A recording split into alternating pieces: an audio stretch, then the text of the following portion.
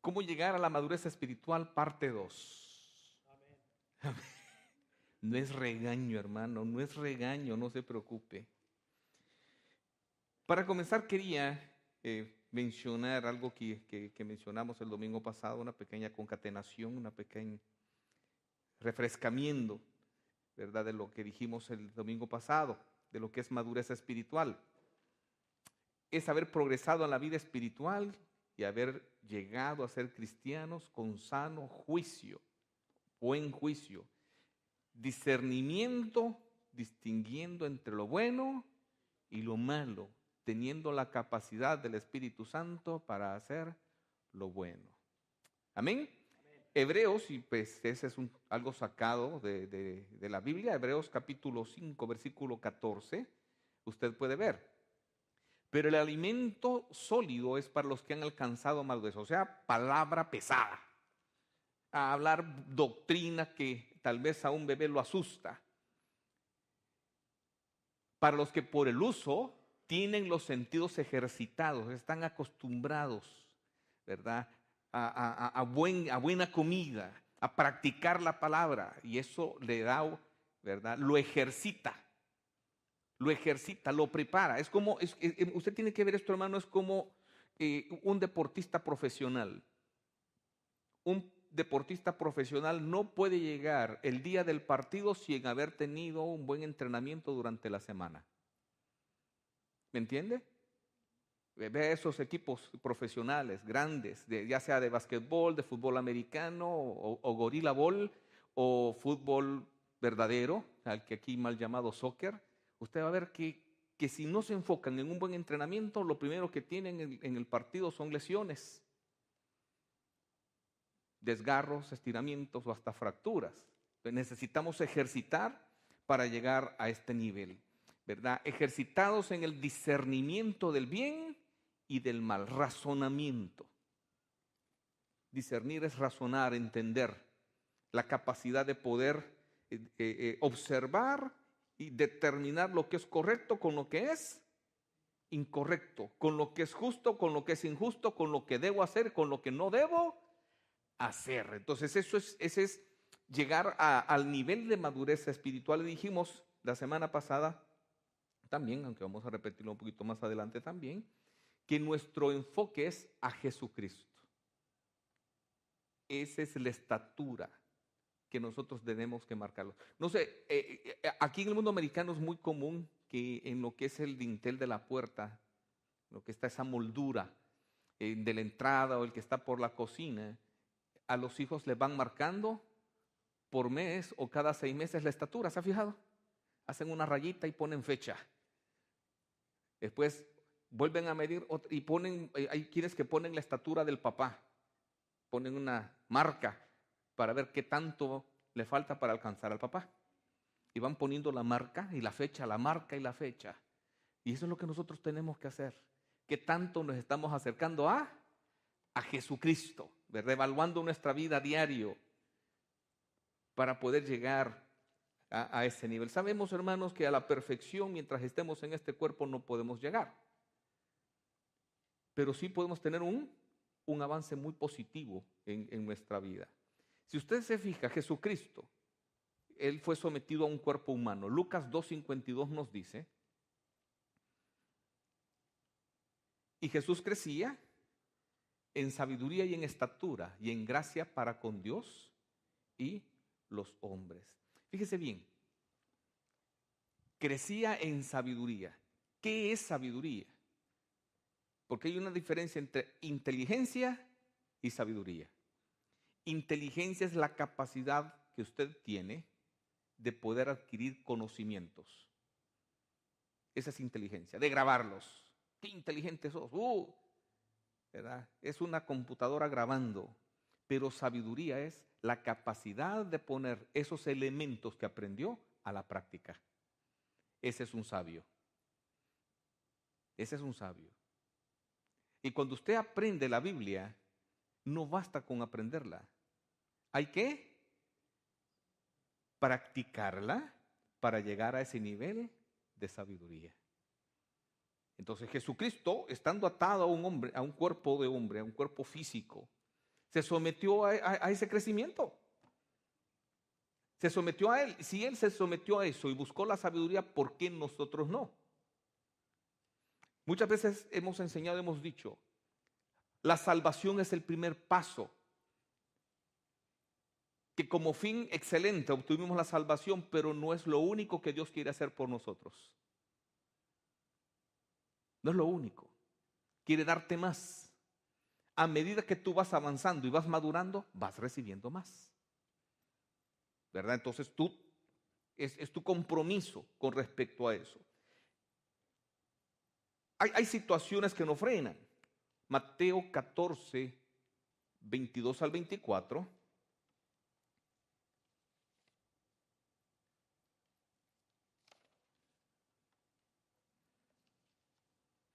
Fíjate bien, esta es una situación real que se dio con Jesucristo, sus discípulos. Enseguida Jesús hizo a sus discípulos entrar en la barca.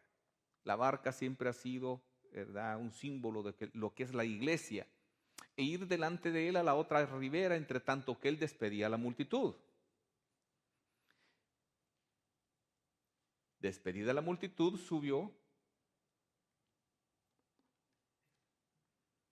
al monte a orar aparte, y cuando llegó la noche estaba allí solo. Y ya la barca estaba en medio del mar, azotada por las olas porque el viento era contrario. El mundo siempre está en contra de la iglesia. El viento siempre va a estar contrario a la iglesia. El viento, desde un punto de vista profético, significa problemas. Situaciones que están en contra, que te frenan, que te detienen, que te angustian, que te afligen. Siempre, entonces, el mundo siempre va a estar en contra de la iglesia, en contra de tu desarrollo. Y Satanás lo va a utilizar para frenarte, para aturdirte, para afligirte. Porque cuando Satanás pone problemas y tú los estás manejando mal, te desenfocas. Fácilmente te puedes desenfocar o fácilmente nos podemos desenfocar. Cuando logramos que Satanás logre eso en nosotros, está siendo efectivo, impidiendo nuestra madurez.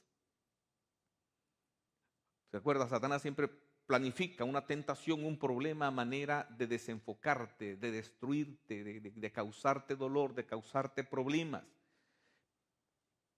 Si tú te aferras al Señor, ese mismo problema puede servir para gran bendición para ti. Dependiendo de tu enfoque, dependiendo de cómo tú lo observes, cómo lo veas, cómo lo razones. Entonces, depende de ti. Entonces, otro enemigo nuestro es nuestro propio cuerpo, nuestra propia carne, nuestra naturaleza caída, que no desaparece después de haber recibido a Cristo. Ahí está, la tenemos. Y es un enemigo férreo, de donde surge el desgano, de donde surge el no deseo de practicar las disciplinas espirituales. El congregarnos, el estudiar la Biblia, el servir. Entonces, esa parte es conflictiva en nosotros también, porque muchas veces el mundo está quieto por ahí, no nos está molestando, pero en nosotros está el no querer muchas veces. Cuando viene el conflicto, viene el problema, las ganas no están afuera, están adentro. ¿Sí o no? Amén. Y ahí estamos en la lucha. Ay, me está yendo tan mal, ¿y para qué voy a ir a la iglesia? ¿Para qué voy a hacer esto si todo Dios no me ayuda? Le oré ayer y no ha pasado nada. Dios no es un mago, mi hermano. ¿O sí? Pues Dios no es un mago, ¿verdad? Que va a estar atendiéndote en las 24 horas del día para todos tus caprichos, ¿verdad? Entonces ese desgano, tú lo trabajas con el Espíritu Santo y puedes salir adelante, puedes salir avante en cualquier momento. Pero depende de ti.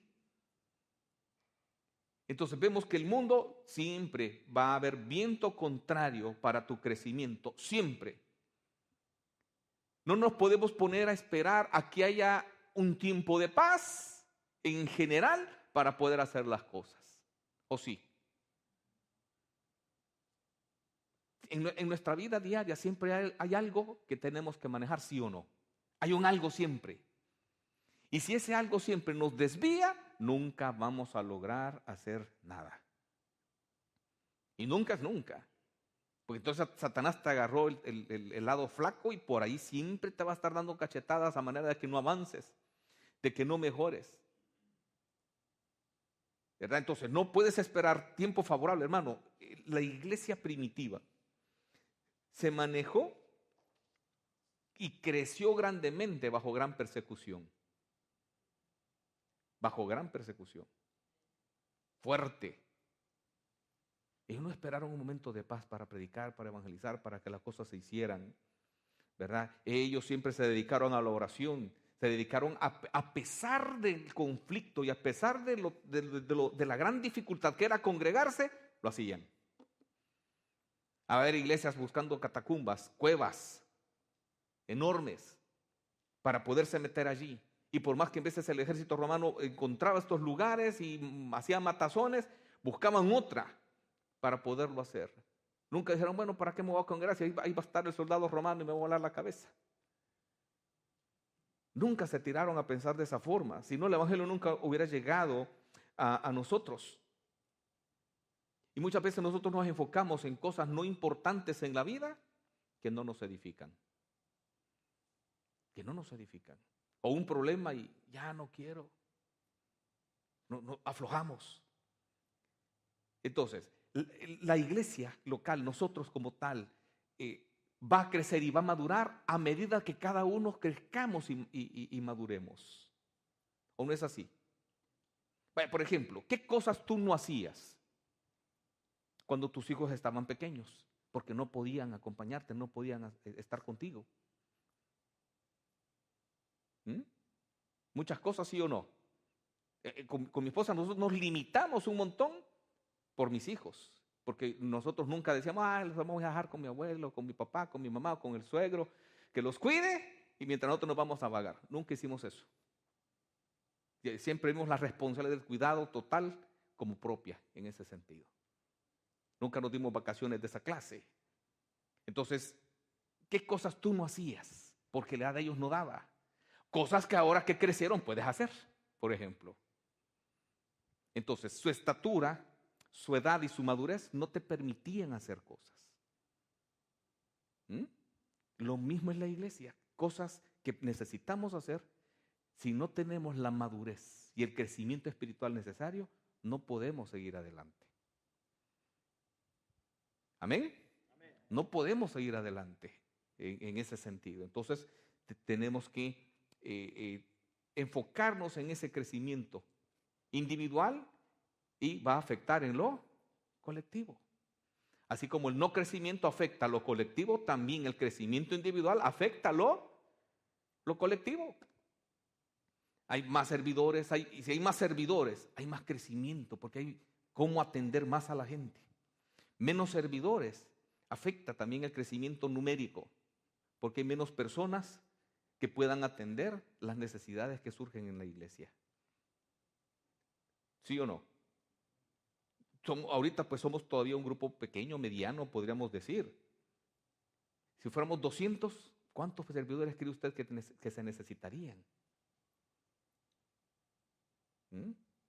¿Cuántos maestros? ¿Por qué? Porque si son, póngale, entre el mundo hispano, veamos en el mundo hispano. Si somos 150 adultos, ¿cuántos niños creen que van a haber? ¿Ah? ¿Cuántos? Hasta 300 niños, ¿va? Por 150 adultos. ¿Qué implica eso? Más maestros.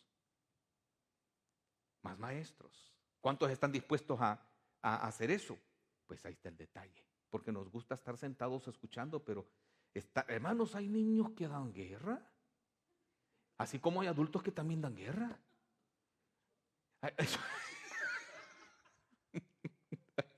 Ya no digo lo que iba a decir porque surgió un nombre, porque iban a decir que es persona, no, ¿verdad? Vamos a ver qué es edificar. Efesios 4, 11 al 16, porque puede ser que yo haya mencionado palabras que hayan quedado flotando, que no haya explicado el domingo pasado. Entonces, cada miembro madurando y cumpliendo su propósito. Recuerda, hermano, ¿cuántas veces hemos dicho? Hay un propósito espiritual, un propósito celestial y un propósito terrenal para usted en este momento. El propósito de Dios es llevarlo al cielo, darle vida eterna. En el cielo, la eternidad. Pero mientras esté en la tierra hay un propósito suyo que tiene que cumplir acá. A medida que usted va madurando, usted lo va cumpliendo. Si usted no pone de su parte en ese sentido, nunca va a llegar a la plenitud de lo que Dios planificó para su vida. Todos queremos bendiciones, todos queremos un montón de cosas. Y esas cosas que nosotros necesitamos y deseamos para nuestra vida están ligadas a la plenitud, al camino que estamos alcanzando en el crecimiento del Señor. Entonces, no caminas, no las encuentras. No es que Dios no te las quiera dar, es que tú no las estás alcanzando. No estás caminando, no estás madurando, tú no las puedes alcanzar. La madurez te está dejando a ti la capacidad de manejar la bendición, que no te desenfoque. Si Dios te da la bendición sin que llegues a ese nivel de madurez necesario para esa bendición, te vas a desenfocar para servir a la bendición y no a Dios. Amén. ¿Cuántos le piden a Dios un trabajo o algo y lo que hacen es dejarse de congregar por ese trabajo? ¿Me doy a entender? Con la madurez, entonces dice, Dios me dio este trabajo, te voy a seguir sirviendo y agradeciendo a Dios, porque es el que me lo dio. Y muchas veces nos desenfocamos para servir la bendición y dejamos de servir al que dio la bendición. Alguien con madurez espiritual no hace eso. Y no estoy regañando. Pero si conoce a alguien así, mándele el video. Bien, entonces, Efesios 4, 11 al 16. Y él mismo constituyó a unos apóstoles, a otros profetas, a otros evangelistas, a otros pastores y maestros. Estas son los ministerios que Cristo creó con un propósito. El apostolado directo, ¿verdad?, de los que fueron discípulos.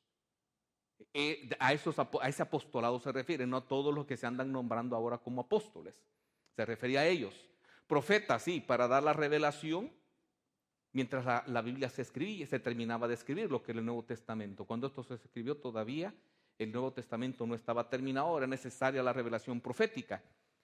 Hoy estamos todavía, ¿verdad?, bajo ministerios, pero los que están funcionando son evangelistas, pastores y maestros, ¿verdad? Ese es lo que Dios ha dejado para soportar, para apoyar lo que es la iglesia en este momentito. El siguiente, por favor, dice, a fin de perfeccionar a los santos. ¿Cuál es el trabajo que tiene que hacer, ser enfocados estos ministerios? Perfeccionar a los santos. ¿Para qué? Para la obra del ministerio. Fíjese bien que no te dice perfeccionarte para llevarte al cielo. Fíjate bien. Porque desde el momento que aceptas a Jesús, vas para el cielo. Amén. El trabajo que hacemos es para perfeccionarte, para que trabajes aquí. Para el ministerio. Para la edificación del cuerpo de Cristo. Para hacerlo crecer en todos los aspectos que haya que hacerlo. Siguiente, por favor. Hasta que todos lleguemos a la unidad en Jesús. Está hablando de la doctrina. Hasta que todos lleguemos a esa uniformidad. Estando de acuerdo todos acá, podemos trabajar hermosamente, ¿sí o no? ¿Verdad? Porque es necesario que estemos de acuerdo. Y ese de acuerdo es la doctrina. Estamos de acuerdo con la doctrina, podemos evangelizar a cualquiera, traerlo acá y no va a encontrar un desorden de diferentes tipos de doctrinas aquí adentro. Tenemos que tener un enfoque, una doctrina, y esa la tenemos por la gracia de Dios. Y en base a esa trabajamos, en base a esa predicamos, en base a esa enseñamos. Llegar a ese nivel del conocimiento del Hijo de Dios. A medida que tú estás estudiando tu palabra y conociendo doctrina, estás conociendo a Cristo. Porque eso es lo que necesitamos hacer, conocer a Cristo. Yo no puedo imitar a alguien que no conozco. ¿Sí o no? No puedo imitar a alguien que no conozco. A un varón perfecto. ¿Cuál es el varón perfecto? Jesucristo. A la medida de la estatura de la plenitud de Jesús. ¡Wow! Tenemos mucho que hacer, ¿sí o no? A diario. Con nosotros mismos. A diario, a diario, a diario, a diario. No hay otra forma. El siguiente dice, para que ya no seamos niños fluctuantes. Lo exagetamos la semana pasada, llevados por doquiera de todo viento de doctrina. Cuando usted comience a entender palabra y a entender doctrina, sabe cuando lo están engañando. No anda corriendo de un lado a otro porque le gustaron las palabras que dijeron aquella otra iglesia, después sale corriendo para aquella otra. Ahí nadie crece. Ahí hay un desorden mental que no sabe ni qué creer. Por estratagema, y hay doctrinas que son hechos para engañar. Por estratagema de hombres que para engañar emplean con astucia las artimañas del error. No conoces Biblia, no has madurado, no has crecido, es seguro que te engañan. Sino que siguiendo la verdad en amor, crezcamos en todo, en aquel que es la cabeza, esto es Cristo Jesús. Es tu enfoque. Eso se repite cuando se habla de crecimiento y de madurez. Jesucristo, Jesucristo, Jesucristo. En ningún momento dice el pastor. ¿Por qué? Porque si tú te fijas en el pastor es un ser humano también. Y como ser humano, yo no he perdido la habilidad de equivocarme. Amén. Y si tú te fijas en mí, el día que yo caiga, caes tú. Van a decir, ay, el pastor aquí. Boom, se deshizo la obra porque estaba centrada en un hombre. Pero si tú te fijas, para edificar y crecer en Jesucristo, ¿cuándo le vas a hallar tú un error? Exactamente, nunca. Y como nunca lo vas a encontrar, aunque tú caigas, Cristo te va a levantar, porque Él no cae. Amén. De que en todo el cuerpo, todos nosotros juntos, bien concertado, trabajando a ritmo, viene de concierto. Una palabra es desconcierto y otra es concierto. No sé si ustedes han estado alguna vez en algún concierto en el cual solo es instrumental. A eso se llama concierto. ¿Por qué? Porque todos están tocando una misma pieza, dirigidos por un solo director, funcionando al unísono. Y bien se siente cuando a alguien se le dispara el cohete, ¿verdad? Ese trabajó en desconcierto porque salió del concierto. Entonces, la doctrina, el entendimiento de la Escritura nos ayuda a trabajar concertadamente, sin discusión doctrinal, porque todos interpretamos la Biblia de la misma forma, no hay conflicto, no hay problema.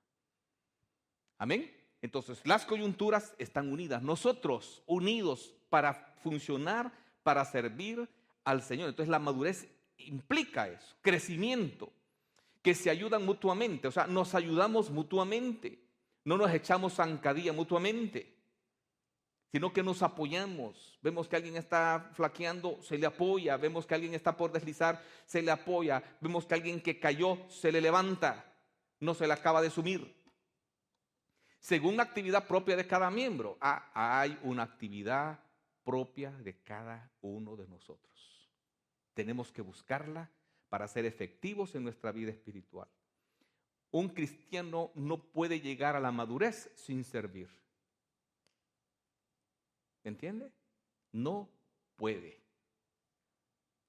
Porque hemos sido puestos para el servicio. El Señor nos manda a trabajar de alguna forma. Para eso nos dio dones, para ejercitarlos. Alguien que no ejercita sus dones, no crece en lo absoluto. Recibe su crecimiento para ir edificándose en amor. Entonces es una explicación hermosa y grande de lo que es edificar, crecer espiritualmente, edificar cuando yo estoy madurando, cuando estoy poniendo en práctica mis dones, estoy sirviendo a los hermanos, estoy edificando. Me estoy edificando yo y estoy edificando a los demás. El trabajo de la edificación no solo es del pastor, es propia de cada uno de nosotros. Los maestros están edificando a sus hijos allá. Y ellos en la semana preparan su clase, se están edificando. Se están edificando. Y luego van y enseñan, están edificando a otros, ¿verdad? Esa es una gran, pero gran bendición. Entonces, edificar es crecer, madurar, prepararse, llegar a la estatura de Cristo. Eso es madurar, ¿verdad? Es gastar la mayor cantidad de tu energía en servirle al Señor. en ese enfoque, ¿verdad? Mientras estés en este cuerpo para agradar al Señor. Esa energía, ese gasto de energía. Pero ¿cómo vas a ver? Es muy práctico y muy fácil para nosotros desbocarnos durante la semana, fatigándonos en el trabajo para ganar el taco, la pupusa, la arepa. ¿Qué otra comida hay por acá revirando? Tacos, tamales, ¿verdad? Y estamos tan cansados que ya no vamos ni al estudio ni a la iglesia. ¿Por qué? Porque me cansé mucho. Entonces estamos gastando la mayor cantidad de nuestra energía en lo que se va a quedar aquí. Y no estamos gastando nuestra energía en lo que sí nos va a sustentar por una eternidad. ¿Sí o no? Sí, ¿verdad? Nos enfocamos, quiero un carro más grande, ¡pum! ¡Ey! No me alcanza, tengo que trabajar más. ¿Qué día tengo? Pues el domingo. Voy a trabajar domingo, ¿verdad? Entonces me desenfoco de Cristo y comienzo a trabajar a manera de cumplir un capricho o un deseo, ¿verdad? Y eso afecta a la iglesia y te afecta a ti. Entonces, vamos a ver qué es lo que limita o estimula tu crecimiento. Primera de Corintios 3, 7 al 15. Textos que hemos visto mucho. Y me falta medio sermón, ya me dijeron que me faltan 3 minutos. Fíjate bien. Así que ni el que planta es algo, ni el que riega, sino Dios que da el crecimiento. ¿Quién da el crecimiento? Dios. Pero se necesita plantar y regar, sí. Sí. En el siguiente texto dice, y el que planta y el que riega son una misma cosa. Aquí Pablo está poniendo el ejemplo de él, como Pablo, o surge por ahí Pedro también, y surge otro personaje que es Apolos, ¿verdad? Pablo sembró, Apolos regó, o sea, Pablo llegó y plantó una iglesia, después no pudo quedarse, se fue y siguió otro compadre llamado Apolos sirviendo, dando más doctrina, más enseñanza, más guianza. Entonces eso se le llamó plantar, Apolos regó, pero quien da el crecimiento no dice aquí que no se necesita plantar, no dice aquí que no se necesita regar, hay que hacerlo. Amén. Y eso es lo que hacemos en la iglesia los viernes, los domingos y cuando se puede. Entonces, si el que planta y el que riega son una misma cosa, aunque cada uno recibirá su recompensa conforme a su labor. Recompensa es algo que tú te ganas, la salvación es algo que se te regala. Recuerde, yo siempre les repito eso, la salvación es un regalo, el galardón es un premio. El premio por tu servicio, el premio por tu edificación. Dios te premia porque tú madures, Dios te premia porque tú crezcas. Gloria a Dios, imagínate. Te bendice, eso se llama galardón. Porque nosotros somos colaboradores de Dios. Todos los que le servimos a Dios, como maestros, como pastores, como evangelistas, somos colaboradores. Imagine qué título nos puso Dios. ¿Lo merecemos? No. Pero somos colaboradores de Dios y vosotros sois labranza de Dios. Edificio de Dios. Pablo por eso ustedes son labranza mía porque yo los trabajé, pero él dijo son de Dios, conforme a la gracia de Dios que me ha sido dada. Yo como perito arquitecto puse el fundamento y otro edifica encima, pero cada uno mire cómo sobre edifica. La responsabilidad pastoral es ponerte el fundamento. ¿Cuál es el fundamento? Jesucristo. Evangelizarte, que tú conozcas a Jesús. Y de ahí la responsabilidad de sobreedificar ya no es del pastor, es tuya. Eso sí, la iglesia como tal tiene que darte los elementos para que tú crezcas, los elementos para que tú sobreedifiques. Porque eso no significa que yo ya te evangelicé, gloria a Dios, aleluya, ya estuvo. No, yo tengo que seguirte dando elementos de juicio, tengo que seguirte dando doctrina. Junto con los maestros, ese es el trabajo que hacemos. Para que tú tengas ladrillo que poner, para que tú tengas mezcla con qué pegar. ¿Entiende, hermano? Entonces, pero el encargado de agarrar la mezcla, de agarrar el ladrillo, eres tú. Eres tú. Y llega así, comienzas a pegarlo y el fundamento es Cristo. Aquí Pablo pone la madurez, la edificación como un edificio. Como una construcción. Te dice, ya te puse el fundamento. Firme, sólido, no se quiebra, no se cae, no se bota. ¿Quieres paredes? Trabaja. ¿Quieres ventanas? Trabaja. ¿Quieres techo? Trabaja. Si no, el invierno te truena. ¿Quieres lámparas bonitas? Trabaja. ¿Quieres agua potable? Trabaja. Porque estamos levantando un edificio. Y el edificio eres tú. La madurez no te va a venir de gratis. La edificación no viene de gratis. Tienes que trabajarlo. Porque nadie puede poner otro fundamento que el que está puesto, el cual es Jesucristo. No hay otro, porque Él fue el que murió, pagó tu deuda, resucitó y gobierna con toda honra, gloria y poder en este momento. Si va a aplaudirle al Señor, hágalo bien, hermano. No afloje. Y si, oiga bien, y si sobre este fundamento alguno edificare oro, plata, piedras preciosas, hay dos elementos o materiales, los buenos y los malos. Buenos y malos. Oro, plata, piedras preciosas, madera, heno, hojarasca, son dos grupos. La obra de cada uno se hará manifiesta, porque el día la declarará, pues por el fuego será revelada y la obra de cada uno cual sea, el fuego la probará. Entonces, fíjate bien, un edificio hecho de oro genuino, piedras preciosas y plata, ¿crees que le va a pasar algo? El oro con el fuego se purifica, bota el carbón. La plata igual. Las piedras preciosas, y las piedras preciosas fueron hechas bajo la presión y la temperatura del interior de la tierra. ¿Tú crees que el fuego le va a hacer algo? Nunca. Pero si tú sobreedificas con madera, heno y hojarasca, el fosforito va a estar acá y a 1 kilómetro se quema tu casa. ¿Sí o no? Pero ¿qué simbolizan estos dos grupos? Entonces, el oro, la plata y las piedras preciosas ejemplifican a alguien que maduró, que dio lo mejor de su energía. Un ejemplo, Pablo, que dio lo mejor de su energía, lo mejor de su capacidad mental para el servicio de Dios. Edificó, maduró y creció y plantó una cantidad de iglesias exageradas. Cuando tú le das tu mejor energía al Señor, estás trabajando con los mejores materiales. Pero cuando tu enfoque es la tierra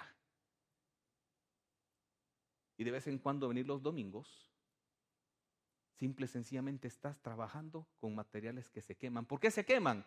Porque son terrenales. No vas a ganar un solo galardón por eso, porque eso se quema acá. Puedes tener la mejor casa del mundo, el mejor carro del mundo, los mejores elementos para tu uso en la casa, las mejores herramientas, todo lo mejor que el dinero pueda comprar. Eso es madera, heno, hojarasca. Porque eso no te está ganando ni un galardón, no te está ganando nada en madurez espiritual o en edificación propia. ¿Entiende, mi hermano? Eso se quema y se queda. O que le das el bagazo de tu tiempo, el bagazo de tu energía al Señor. ¿Sabe qué es el bagazo, verdad? El residuo, lo que queda. Y no lo mejor de tu vida al Señor. Entonces edificaste mal. Y todo eso, cero galardón, se pierde, se quema. Se quema. Si permaneciere la obra de alguno que sobreedificó, recibirá recompensa. Está hablando de galardón, no está hablando de salvación. Si la obra de alguno se quemare, él sufrirá pérdida. Si bien él mismo será salvo, porque el galardón no determina salvación, la salvación la determina la fe en Jesucristo. Aunque así como por fuego, o sea, como dicen por ahí, de panzazo. Raspadito, o sea, llegó con olor a azufre, pues. Con olor a azufre. ¿Sí? Olvídese de otros pasos, que purgatorio, que limbo. No, llega al cielo pero con olor, o sea, a puras penas y se salvó, pues, mi hermano. Por poquito, o sea, vivía más como un pagano que como un cristiano. Es lo que está diciendo acá. No se le notaba que era cristiano, porque lo que no servía le daba a Dios. En su vida espiritual, en su vida material, en todo. Entonces, ¿cómo estás tú? Entonces, fíjate bien, si la obra de algunos se quemara, él sufrirá pérdida. Fíjate bien, cuando tú evangelizas a alguien, estás ofreciendo, te están dando una ofrenda. Pablo decía, los gentiles que evangelizo, que reciben a Cristo, son una ofrenda agradable al Señor. Una ofrenda que no se quema, que permanece. Es oro. ¿Por qué? Porque Cristo vino a salvarnos. Cuando tú evangelizas a alguien, estás edificando en oro. Estás llevando a alguien al conocimiento del Señor, estás edificando en oro, en plata, en piedras preciosas. Estás llevando al conocimiento a alguien, estás edificando. Porque esa persona no se va a quemar acá, se va a ir al cielo. Ese es galardón. El mayor galardón que Dios ofrece es para los que servimos en evangelismo. Estamos predicando, enseñando, llevando personas.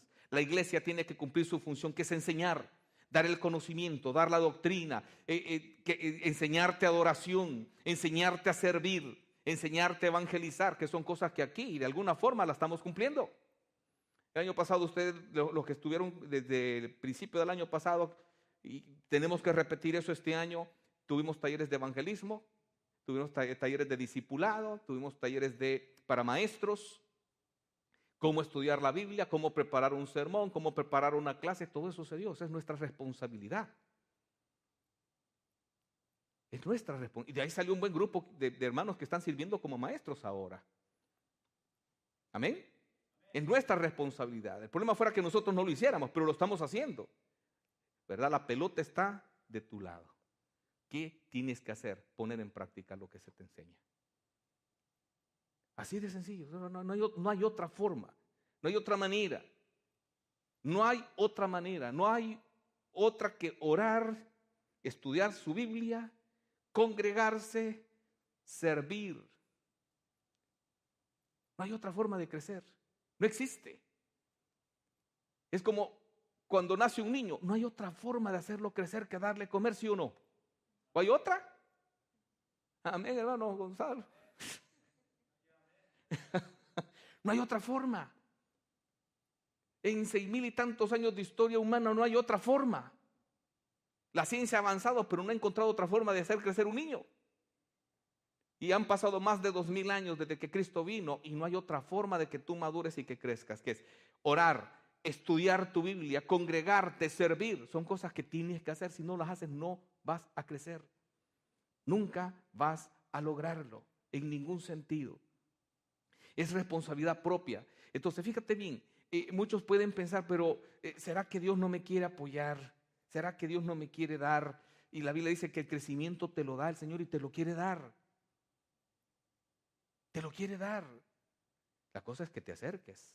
La cosa es que lo practiques. Esa es tu responsabilidad ante el Señor. Muchas veces hemos escuchado quejas de decir, es que aquí no se crece, me voy para otra iglesia, después se quejan de la otra iglesia, se van para otra. Y vas a seguir igual, brincando como canguro o como conejo. Porque nadie te va a dar solo la cápsula, pum, tómatela, trágatela y voy a orar por ti y vas a crecer. No es así. Mientras no tomes en cuenta tu responsabilidad, nunca vas a crecer. Sería la responsabilidad de la iglesia si no enseñáramos, si no instruyéramos. Ahí sí estaríamos fritos todos. De una u otra forma, bien o mal, ahí vamos tratando de hacer lo mejor posible para el Señor. Para terminar, Mateo 13, que fue nuestra lectura bíblica. Oíd pues vosotros la palabra del sembrador. Cristo comenzó a explicar esta parábola. Esta es la explicación, lo que nosotros vamos a ver en este momento. Cuando alguno oye la palabra del reino y no la entiende, viene el malo y arrebata lo que fue sembrado en su corazón. Esto simboliza a aquellas personas que usted les evangeliza, no entienden, ¿verdad? Y lo poquito que se les dijo, el enemigo se los borra de la mente. Este es el que fue sembrado junto al camino. No vamos a explicar todos los elementos de la parábola porque ya me regañaron con el tiempo. Y el que fue sembrado en pedregales, ese es el que oye la palabra, al momento la recibe con gozo, pero no tiene raíz en sí mismo. Usted sabe, una planta sin raíz no crece.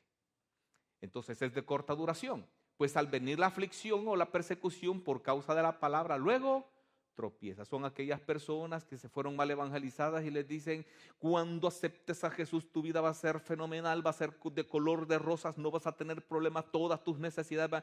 Y cuando vienen las cachetadas, dicen: ay, hijos, esto está feo.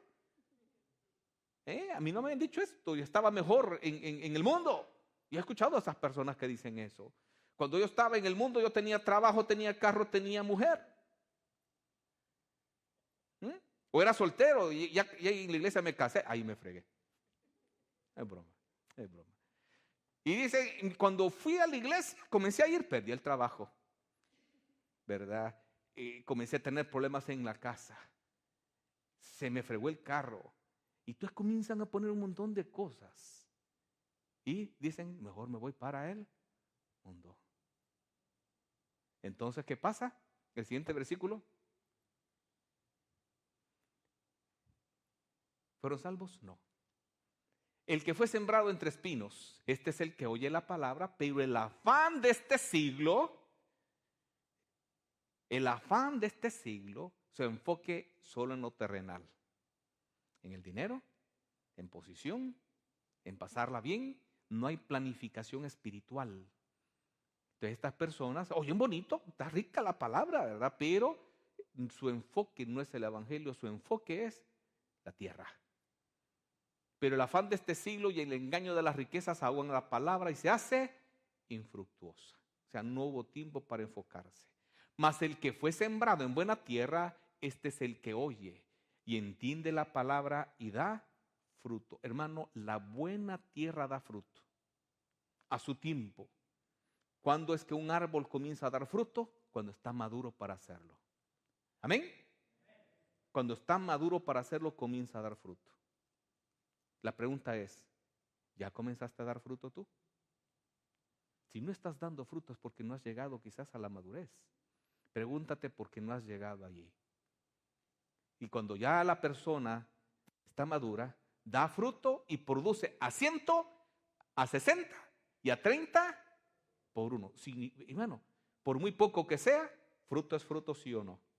Hay algunos que dan al 100%, otros dan ahí al 60%, otros al 30%, pero están dando. Porque el enfoque fue diferente. Aceptaron el evangelio y su enfoque fue crecer en Jesucristo.